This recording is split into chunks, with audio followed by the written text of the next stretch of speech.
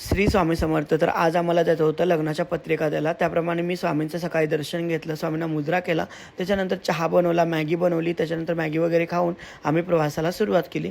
मी, माझा मित्र, माझी बहीण आणि माझा भाचा चौघेजण आम्ही चाललो होतो आणि आमचे काका. त्याच्यानंतर आम्ही फायनली मावशीच्या घरी पोचलो.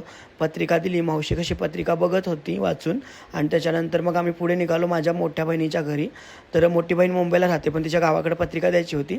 तर फायनली तिच्या गावी पण पोचलो. इथं पवनचक्क्या बघू शकता. घरी पोचल्यानंतर त्यांनी आम्हाला नाश्ता केला होता, पोहे खाल्ल्यानंतर त्यांनी आम्हाला त्यांचं घर दाखवलं, कारण ते घर बांधत आहे.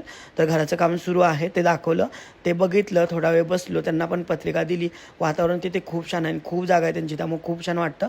त्याच्यानंतर निघालो दुसऱ्या बहिणीच्या, लहान बहिणीच्या घरी कराडला. तर तिथं पोचलो कराडमध्ये बघू शकता मामाच्या व्लॉगमध्ये येण्यासाठी तरसलेल्या माझ्या भाच्या. त्याच्यानंतर त्यांना पत्रिका दिली आणि मग आम्ही फायनली कोल्हापूरला जाण्यासाठी निघालो. बाकी व्लॉग कसा वाटला कमेंटमध्ये सांगायला विसरू नका. बाय.